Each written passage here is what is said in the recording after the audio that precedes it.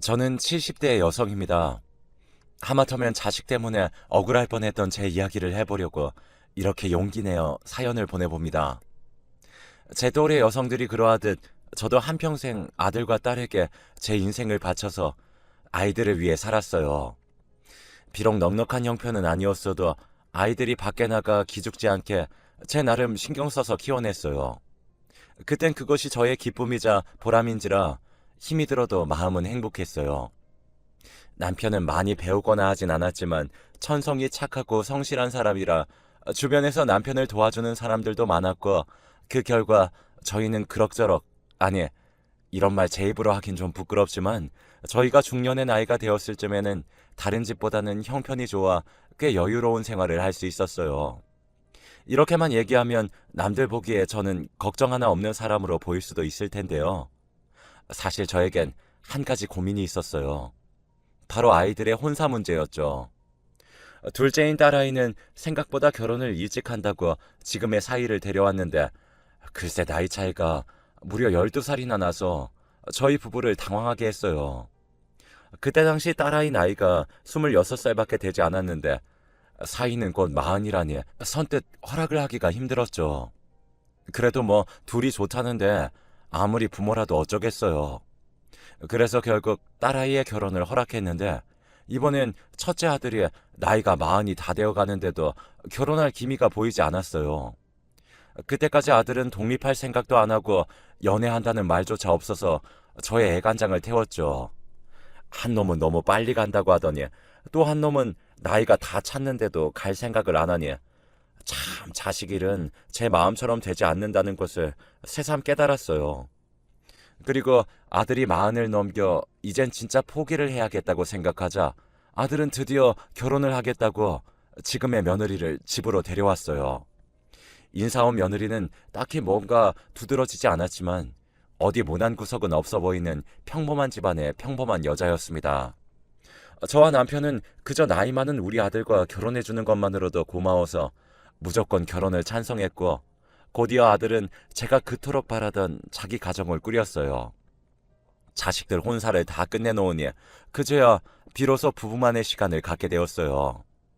참 긴 시간 동안 앞만 보고 달려온 듯한 기분에 저와 남편은 서로에게 수고했다고, 앞으로는 조용히 부부가 소박하게 살자고 약속하며 서로의 주름진 손을 어루만졌습니다.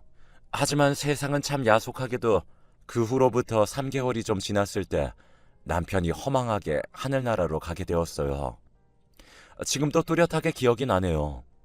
그날은 남편이 웬일로 늦잠을 다 자나 싶었었는데 뒤늦게 남편이 숨을 쉬지 않는다는 걸 알았고, 그 길로 119를 불러 급하게 병원에 갔지만 남편은 영영 돌아오지 못할 곳으로 가버린 뒤였어요. 사망 원인은 급성 뇌출혈이었죠. 왜 하필 지금이었던 건지 손과 발에 힘이 풀려 그 자리에 주저앉았어요. 그렇게 차가운 병원 바닥의 냉기를 느끼며 갑작스럽게 찾아온 이별을 감당해야 했고, 남편의 장례가 끝난 그날 아들과 딸 내외는 모두 일상으로 돌아갔어요.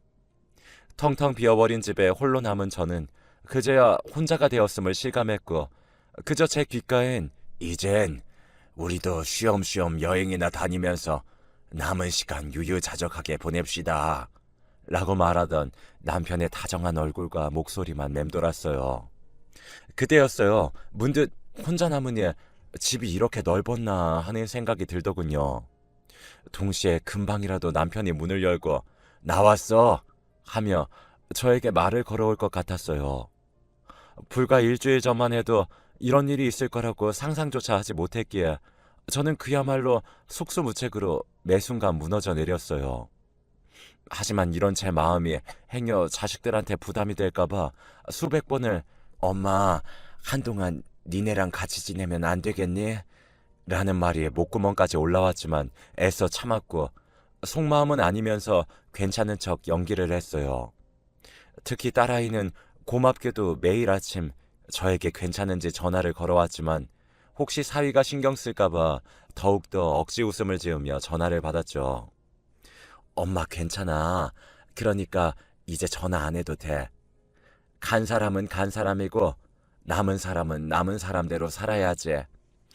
엄마 요즘 밖에 나가서 친구들이랑 문화센터도 다니고 뜨개방에서 뜨개질도 하면서 네 아빠 생각 안 하고 살아. 그러니까 너도 이제 엄마 걱정하지 말고 네 식구 챙겨. 엄만 너랑 오빠만 잘 살면 아무 걱정이 없다. 물론 거짓말이었어요. 문화센터라는 곳이 있는 건 알지만 한 번도 가본 적 없었고 뜨개방은 가끔 겨울철 남편 목도리나 카디건을 짜줄 때 들리던 것이 다였거든요. 그래도 딸에게 말할 때 간 사람은 간 사람이고 남은 저는 또 제 삶을 살아야 하는 건 맞기에 매일 내키지 않아도 밖에 나가 산책도 하고 시장도 돌며 남편이 없는 세상에서 살아보고자 애를 썼어요. 하지만 그렇게 애를 쓰면 쓸수록 더욱 남편의 빈자리는 크게 느껴지더라고요. 아무리 발버둥을 쳐도 제 마음은 조금 더 나아질 기미가 보이지 않았어요. 그러던 어느 날이었어요. 정말 생각도 하지 않았던, 그래서 아무런 기대도 하지 않았던 아들과 며느리가 저에게 손을 내밀어 주었어요. 엄마, 우리 왔어요. 이 사람이 엄마 좋아하는 꽃게탕 끓인다고 시장에 가자는데 엄마 같이 갈래요? 가서 우리 주전부리도 좀 하고 엄마 사고 싶은 거 있으면 제가 사드릴게요. 저는 내심 참 반가웠습니다. 사실 딸아이가 그렇게 마음을 써주었지만 함께 오래 살아서인지 이상하게 아들에게 좀 의지하고 싶다는 생각을 저도 모르게 하고 있었거든요. 하지만 이제 겨우 가정을 꾸리고 사는 아들 내외에게 짐이 되고 싶지 않았죠. 그래서 아무런 말도 하지 않았는데 이렇게 혼자 남은 엄마를 챙긴다고 평소 안 하던 아들 노릇을 해주니 그저 고맙기만 했어요. 그리고 그 후 두 아들 내외는 계속 저희 집에 찾아와 저와 함께 밥을 먹어주고 저 혼자는 할 수 없는 집안 보수를 해주며 신경을 써줬는데요. 한 번은 며느라기가 기특하게도 저에게 이런 말을 해주더군요. 어머니, 요즘도 아버님 생각 많이 나시죠? 괜히 저희한테 부담될 것 같다고 참지 마시고 저나 준석 씨한테 기대세요. 앞으로 저 정말 어머니한테 잘하고 살게요. 그러니 어머니도 저를 딸처럼 생각하시고 필요한 거 있거나 심심하시면 언제든 저한테 연락 주세요. 저는 순간 어디서 이렇게 천사 같은 아이가 우리 집에 왔을까 하는 생각이 절로 들었어요. 어떻게 내 속을 다 알고 이렇게 고운 말만 골라서 하는지 저는 며느리를 낳아준 사돈 내외가 고마웠고 주책이지만 눈물이 다 왈칵 쏟아졌어요. 아들이 그렇게 남들 다 시집 장가 가는 동안 총각딱지를 떼지 못하더니 이렇게 뒤늦게 마음씨 고운 색시를 얻으려고 그랬구나 하는 생각에 저 역시 며느리에게 좋은 시어머니가 되어야겠다고 생각했어요.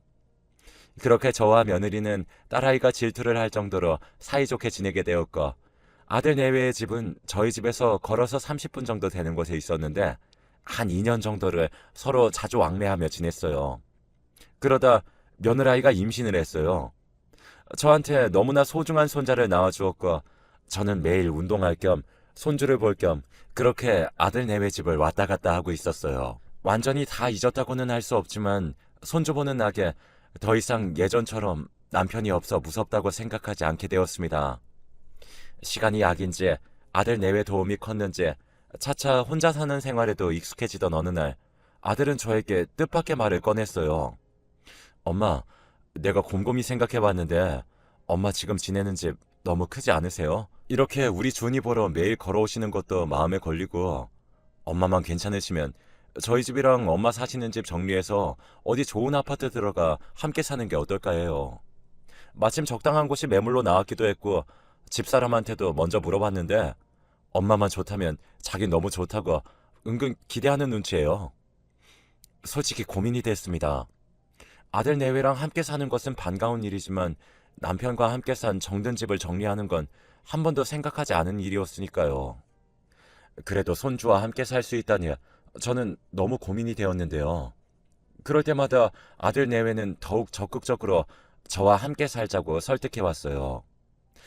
어머니, 제가 앞으로 함께 살면서 어머니 더 많이 챙겨드릴게요. 사실 드시는 것도 일일이 챙길 수 없어서 그동안 제가 마음이 좀 그랬거든요. 어머님은 그저 이제부터 편하게만 지내세요. 집안일이든 뭐든 제가 다 알아서 할게요. 그래 엄마. 엄마 이제 병원 가실 일도 많아지실 텐데 따로 살면 내가 불안해요. 아버지처럼 그렇게 허망하게 보내는 일은 다시 하고 싶지 않으니 제발 우리랑 같이 살아요. 네? 저는 아들 내외의 말에 그냥 넘어가기로 했어요. 아마 남편도 제 결정에 잘했다고 이야기해 줄 것 같았고, 무엇보다 다시 가족들과 함께 지낼 수 있다고 생각하니 남은 시간 저에게 큰 위안이 될 것 같았거든요. 제 결정이 떨어지자 둘은 마치 기다렸다는 듯 제가 살던 집을 처분했고, 동네 이름도 아파트 이름도 낯선 곳에 아들 식구와 저는 이사를 오게 되었습니다. 40층이라고 하더니 거실 창문으로 밖을 내다보는데 어찌나 아찔하던지, 그럴 리는 없는데도 행여 뚝하고 떨어질까봐 저는 두 다리가 후들거렸어요. 하지만 저만 빼고 아들 식구들은 뭐가 그렇게 좋은지 아무것도 모르는 손주 녀석까지 방글방글 웃는데 아이들이 좋아하니 제 마음이 다 흐뭇했어요. 그리고 비록 저는 작은 방에서 지냈지만 방에 누워 있어도 사람 소리 나는 것이 참 좋았어요. 하지만 역시나 세상 사는 사람 마음대로 되지 않는다고 이사 후 한 달이 채 되지 않아 무언가 슬슬 제 생각과 다르게 흘러가기 시작했어요. 엄마, 우리 주말에 준이 주사 맞으러 병원에 가야 하거든요.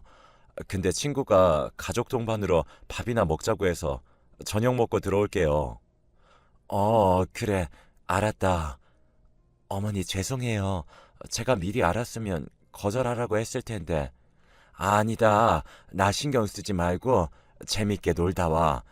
그리고 그날은 내가 집안일도 해놓을 테니 준이 애미도 오랜만에 미용실도 좀 가고 그래라. 정말요? 어머니 너무 감사합니다. 저는 처음엔 조금은 서운했지만 아들 식구들에게도 각자 생활이 있으니 존중해야 한다고 생각했어요. 그리고 그동안 며느라이가 저에게 신경을 많이 썼기 때문에 저 역시도 받은 만큼 보답하고 싶어 잘됐다고 생각했어요. 그런데 그게 저의 실수였죠. 아들 내외는 그날을 계기로 자주 자기들끼리만 외출을 했고, 심지어 집들이를 한다며 저에게 하루만 딸네 집에 다녀오면 안 되겠냐고 했어요. 나는 그냥 내 방에 조용히 있으면 안 되겠니? 굳이 미선이네 가는 건. 엄마, 내가 신경이 쓰여서 그래요. 아마 시끄러울 거고 집 구경한다고 막 돌아다닐 텐데 그러지 말고 엄마 하루만 다녀오세요. 미선이한테는 제가 잘 얘기해 둘게요. 이렇게까지 해야 하나 싶었지만 아들이 계속 그렇게 말하니 어쩔 수 없이 등 떠밀리듯 딸네에 가 있기도 했는데요. 그 후 5개월 정도가 흘렀을까 이상하게 아들의 귀가 시간이 점점 늦어졌고, 심지어 며느라이와 싸우는 일이 심심치 않게 늘어갔어요. 들어가 말릴 수도 없고 모른 척할 수도 없고 저는 밖에서 발만 동동거렸는데, 한 번은 자다가 잠이 깨서 잠깐 화장실에 가려고 방에서 나오니 아들 녀석의 주방에서 작은 불 하나를 켜두고 깡소주를 마시는 모습을 봤어요. 차마 애미가 그 모습까지 못 본 척은 할 수가 없었기에 다가가 무슨 일이 있냐고 물었고, 아들은 눈물을 펑펑 쏟으며 고민을 털어놓았는데요. 엄마, 나 어떡해? 어, 나 정말 자신 있었는데. 아들은 울먹이면서 그동안 다니던 회사를 그만두고는 사업을 준비하고 있었다는 말을 했어요. 그래서 가족 동반으로 사람들도 만나고 또 집에 일부러 사람들도 초대해 나름의 투자를 최대로 끌어당겼는데, 글쎄 함께 사업을 준비한 지인이 아들의 사업 계획서와 아이디어를 가지고 잠수를 탔다는 거예요. 투자금만 몇 억이라고 말하는 아들은 이젠 자기가 뭘 어떻게 해야 하는지도 모르겠다며 어린아이처럼 제 손을 잡고 엉엉 우는데, 어미로서 저는 그 모습을 보기가 참 안쓰럽더라고요. 그때였어요. 엄마, 이런 말 정말 염치 없는 거 아는데요. 저 좀 도와주세요. 저 이대로 이 사업 접을 수 없어요. 투자금도 그렇고 이젠 다시 취직하기에 나이도 많아서 저는 정말 이 길밖에 다른 길이 없어요. 엄마가 이번 한 번만 도와주면 안 돼요? 제가 엄마 은혜 절대 잊지 않고 두고두고 보답하면서 10배로, 아니 100배로 갚아드릴게요. 엄마, 저 좀 살려주세요. 준이 엄마는 이거 해결 못하면 저랑 이혼한대요. 아들의 말을 듣고 눈앞이 깜깜해졌어요. 생각해보니 아들이 저에게 손을 벌린 것은 이번이 처음이었죠. 오죽하면 늙은 애미한테 도와달라고 할까 싶어 아들이 안쓰럽고 짠하기만 했어요. 게다가 이러다가 며느라기는 물론이고 손주까지 보지 못하게 될 수 있다고 생각하자 저는 가만히 있을 수 없었어요. 그래서 남편이 죽고 보험금으로 나온 10억을 아들에게 융통해줬죠. 아들은 제 돈을 받고 고맙다며 무릎까지 꿇고는 다시 눈물을 보였어요. 저는 우는 아들에게 원래 세상을 살면 이렇게 고비도 한 번씩 넘고 해야 사람이 단단해지고 그러는 거야 라며 아들을 다독였는데요. 제 말 때문인지 아니면 제가 준 돈 때문인지 아들 내외는 전보다 훨씬 얼굴이 좋아졌고 그 모습을 보니 나름 자식들에게 부모 노릇을 한 것 같아 뿌듯했어요. 하지만 그것도 잠시 그렇게 고맙다며 저에게 잘하겠다고 약속을 하던 아들 내외는 점점 저를 대하는 태도가 변하기 시작하더라고요. 그 시작은 아주 사소한 것부터였어요. 저는 평소 아침잠이 많아 아침을 좀 늦게 먹었어요. 그동안은 며느라기가 고맙게도 싫은 내색 한 번 없이 제 밥을 따로 차려줬는데 그날도 별 대수롭지 않게 일어나 식탁에 앉으니 어쩐지 며느라이의 표정이 일그러졌어요. 그리고 제 앞에 반찬이 든 접시를 탁탁 내려놓는데 저는 너무 당황해서 어안이 벙벙했는데요. 그런 저에게 며느라이는 수저를 내려놓으며 이렇게 말했어요. 어머니, 제가 다른 건 모르겠는데 아침상을 매일 2번씩 차리는 건 너무 힘들어요. 어머님이 저희 식구 아침 시간에 맞추시던지 아니면 어머님이 아침을 그냥 거르시고 점심을 많이 드시면 어떨까요? 저도 좀 이해해 주세요. 알았다. 그동안 힘들었으면 말을 하지. 앞으로 내 밥은 내가 알아서 하마. 네? 어머니가 또 그렇게 말씀하시면 제가 나쁜 며느리 같잖아요. 그러지 마시고 내일부턴 좀 일찍 일어나세요. 원래 노인분들은 아침잠이 없다고 하던데 우리 어머니는 희한하셔. 분명 가깝게 지내던 사이는 맞지만 갑자기 선을 훌쩍 넘는 며느라이의 태도에 저는 마음이 좋지 않았어요. 하지만 여태 힘든 걸 참고 다 했다는데 뭐라고 할 수는 없어서 아들 내외의 아침 식사 시간에 맞추기로 했어요. 하지만 어쩐지 달라진 며느라이의 태도는 그 일뿐만이 아니었습니다. 빨래면 빨래, 쓰레기면 쓰레기. 전에는 한 번도 말하지 않았던 것들을 저에게 지적하며 뭐라고 했고 저는 점점 며느라이의 눈치를 살피는 신세가 되어버렸죠. 저는 이건 아닌데 하는 생각에 처음엔 아들에게 말을 해볼까 생각도 했지만 사업 때문인지 아들 녀석은 외박하는 일이 잦았고 좀처럼 말을 붙여볼 기회를 찾지 못했어요. 그때 저는 종종 베개를 눈물로 적셨어요. 숨 넘어가는 거 살려놨더니 이젠 제가 필요 없다는 것 같아서 속상한 마음이 들었거든요. 그러다 웬일인지 일찍 퇴근한 아들이 저에게 외식을 하자고 권했고 저는 이번 기회로 아이들과 좀 풀어보자고 생각을 했는데 아들은 또 저에게 뜻밖의 말을 꺼냈습니다. 엄마, 내가 아는 지인 어머님이 지금 요양원에 계신데 거기가 실버타운처럼 엄청 좋대요. 엄마 솔직히 여기서 외롭고 심심하잖아. 준이 엄마도 이젠 시집살이 그만하고 편하게 살아야 할 때도 된 것 같고 거기 가면 엄마 또래 친구분들 많아서 엄마도 좋을 것 같은데. 엄마, 요양원에 가시는 건 어떠세요? 아들의 요양원 소리에 저는 심장이 쿵하고 내려앉는 듯 했어요. 그리고 저도 사람인지라 아무리 부모 자식 사이여도 이젠 저한테 뽑아먹을 것이 없어서 나를 요양원에 보내나 싶은 마음이 들어서 그날은 꾹꾹 참았던 화를 참지 않았어요. 처음부터 내가 같이 살자고 했니? 힘들 때는 도와달라고 하고 살려달라고 애걸복걸 하더니 왜? 이젠 늙고 가진 것이 없는 애미가 필요가 없어? 난 절대 요양원 같은 데는 안 간다. 정 나랑 살기 싫으면 지금 사는 아파트 팔아서 내 집 판 돈 다시 내놔. 저는 손이 달달 떨렸지만 말은 그렇지 않은 듯 강력하게 했어요. 그러자 아들 내외는 물러날 기색은커녕 아주 작정을 한 듯 손주 녀석 교육이 어쩌고 하면서 저를 요양원에 보내려고 하더라고요. 요즘 애들은 유치원부터 교육에 신경을 써야 하는데 어머님이 계시면 준이가 제 말을 안 듣잖아요. 워낙 어머님이 오냐오냐만 하시니까.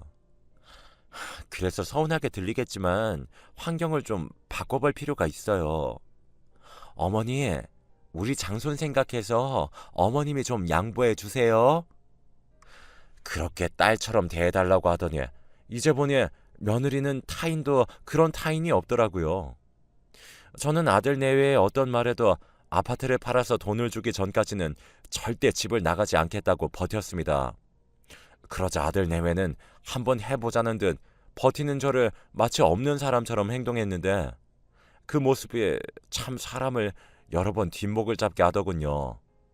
한 번은 식사를 하러 나갔더니 보란듯이 제 밥은 없었고 다른 식구들 빨래는 다 해두고 제 빨래만 계속 세탁 바구니에 며칠씩 있던 날도 있었어요. 그리고 언제부터인가 배달 음식을 시켜도 더 이상 저를 부르지 않더군요.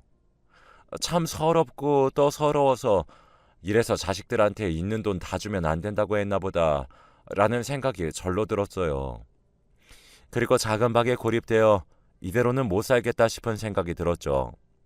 그 순간 딸아이의 생각이 간절했는데 제가 혼자 지낼 땐 그래도 매일 전화하던 딸아이는 제가 아들 집에 있고부터는 새언니 눈치를 보는지 연락해오는 일이 드물었어요.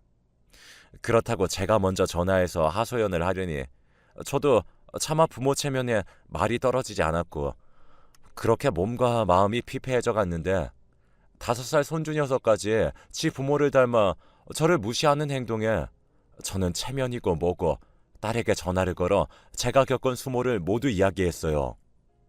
엄마, 그걸 왜 지금 얘기해?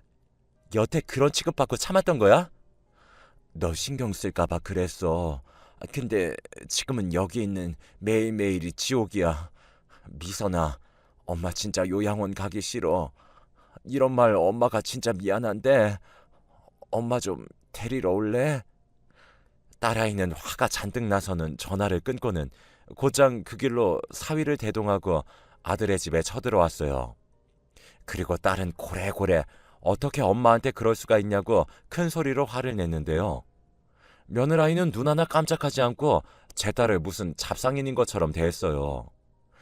계속 이렇게 시끄럽게 소란 피우면 경찰 부를 거예요. 정말 격떨어져 상종을 못하겠네. 뭐요? 상종? 지금 말 다 했어요? 언니랑 오빠야말로 하는 행동이 상스럽거든요. 엄마 돈 다 어디다 썼어요? 결국 집도 엄마 돈 때문에 여기까지 데려와 놓고 어디서 큰 소리야? 아, 왜? 효녀 코스프레라도 하게요? 맞아요. 아가씨도 결국 저희한테 어머니 돈 뜯어가려고 여기 온 거잖아요. 뭐요? 처음부터 엄마 집 팔라고 부추긴 게 누군데 이런 식으로 모실 거면서 왜 같이 살자고 했어요? 정말 뻔뻔스럽네요. 그러는 넌 엄마 모셔는 봤어? 저는 아들, 딸이 싸우는 모습을 보며 내가 인생을 헛살았구나 싶은 마음이 들었어요. 누가 콩가루 집안이라고 손가락질을 해도 변명할 도리가 없었으니까요. 그래서 저는 애미로서 한 번은 나서야 했어요. 그래서 딸에게 막말을 쏟아내던 아들의 뺨을 세게 후려치고는 두 눈에 잔뜩 독을 품은 채 이렇게 말했어요. 그래, 네 진심 아주 잘 알았다. 모신다고 어쩌고 하더니 결국 돈이었지. 근데 이건 몰랐을걸? 나도 너희한테 다 준 거 아니다. 나 건물도 있고 땅도 있어. 이건 몰랐지? 저라고 왜 모르겠어요. TV나 드라마에서가 아니라도 쓸개고 뭐고 다 빼주면 결국 자식들이 서로 가지려고들 싸우는 걸 몇 번이나 봤는데 그래서 저도 행여 이런 일이 있을까 해서 제가 가진 것을 모두 내놓지 않았어요. 물론 내 자식들이 그럴까 하는 마음이 있었지만 그래도 남편과 저는 젊은 시절부터 우리 둘만 남았을 때 아이들한테 손 벌리지 않고 저희끼리 살아가려면 역시 돈은 있어야겠다고 생각해서 열심히 돈을 모아 나름 건물과 땅을 사두었어요. 시간이 흐르니 생각도 못할 정도로 값이 오른 것도 있었죠. 우리뿐 아니라 당연히 노후에 자식들에게 물려줄 부분까지 생각했었습니다. 하지만 자식들에게 말은 하지 않았어요.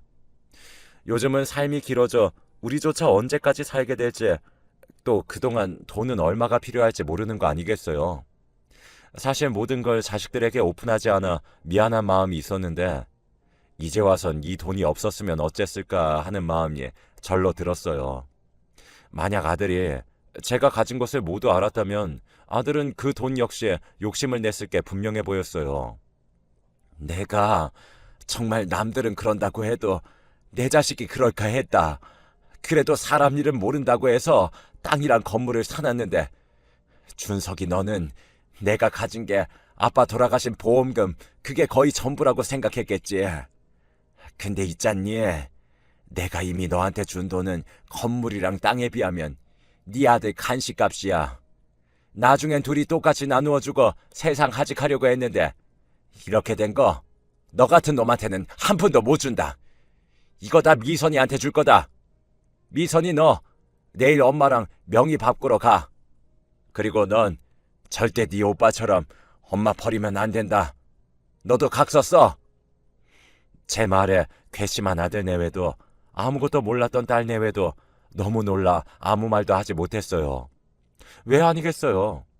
저라도 이러한 상황이면 사태 파악이 늦어서 그랬을 거예요. 그리고 저는 미리 싸둔 짐을 가지고 아들 집을 제 발로 나왔어요. 그러자 사태 파악이 된 며느라이는 맨발로 뛰쳐나와 저의 바지가랑이를 붙잡고 울면서 매달렸고, 아들 역시 가는 저를 어떻게든 붙잡겠다고 신발도 짝짝이로 신고 나와 저를 붙잡았죠. 어머니, 왜 이러세요? 제가 그동안 어머니한테 얼마나 잘했는데요. 제발 화 푸시고 다시 저희랑 살아요. 제가 준이 아빠한테 절대 요양원 소리 하지도 말라고 말할게요. 어머니, 속상하게 해드려서 죄송해요. 엄마, 저 정말 잘못했어요. 엄마가 이 정도로 요양원에 가기 싫어하시는지 몰랐어요. 엄마 가기 싫으시면 안 가셔도 돼요. 저 정말 돈 때문에 이런 거 아니었어요. 누가 봐도 돈 때문인 걸 지나가는 개도 알겠는데, 아들 내외는 볼썽사납게 저를 붙들고 사정사정을 했어요. 그 모습이 얼마나 저를 비참하게 하는지, 결국 돈이 아니었다면 이렇게 가는 나를 붙잡기나 했을까 하는 생각에 저는 마음을 굳게 닫았어요. 한평생 지들 키운다고 얼마나 고생을 했는데, 남들 자식은 그런다고 해도 내 새끼들은 그러지 않을 거라고 철석같이 믿었던 스스로가 한심했습니다. 그래서 저는 그 길로 아들 내외와 죽는 날까지 보지 않겠다고 다짐하며 아들 내외의 핸드폰 번호를 차단했고, 딸아이에게 건물의 명의를 바꿔주면서 절대 네 오빠랑 새언니는 이 집에 발도 들이지 않게 하라고 신신당부를 했어요. 그러자 이 괘씸한 아들은 제가 딸아이 앞으로 해준 건물에 본인의 지분도 있다며 딸 앞으로 소송을 걸었더라고요. 딸은 이참에 저를 모신다고 가져간 제 재산까지 모두 토해내게 할 테니 걱정하지 말라며 저를 안심시켰어요. 남매가 재산 때문에 이렇게 법으로 싸우다니, 저는 정말 부모된 입장에서 자식 농사를 망친 것이 맞는 걸 인정해야 했어요. 그리고 딸에게 미안하지만 한 번 당한 마음 또 다치긴 싫어서 딸에게 건물을 주었을 뿐, 건물에서 나오는 수익은 일절 손대지 못하게 했어요. 하지만 착한 딸은 건물도 그냥 엄마 앞으로 다시 해놔도 된다며 저를 안심시켜줬는데요. 어쩐지 다친 마음이 쉬 아물지는 못할 것 같아요. 아마도 남편을 떠나보내고 그랬듯 시간이 많이 필요할 것 같습니다. 이 순간 꼭 이런 말을 하고 싶어요. 아무리 자식들이 숨이 꼴깍꼴깍 넘어가도 절대 있는 거 없는 거 다 주지 마세요. 그러다 저처럼 될 수도 있어요. 그동안 힘들게 모았을 그 돈, 자식한테 미안하다 생각하지 말고 마음 편히 다 쓰세요. 그게 그동안 고생한 보상입니다. 어쩌면 제가 이런 생각을 하는 것이 지금 악에 받쳐서 하는 소리일 수도 있지만, 나이를 먹을수록 돈이라는 것이 살면서 두고두고 의지가 되는 건 맞는 것 같아요. 적어도 딴 마음이 있건 없건 자식들은 함부로 하지 못할 겁니다. 저는 실패했지만 돈이 아닌 진짜를 나눌 수 있는 부모와 자식 사이가 되셨으면 좋겠어요. 지금까지 저의 긴 글을 읽어주신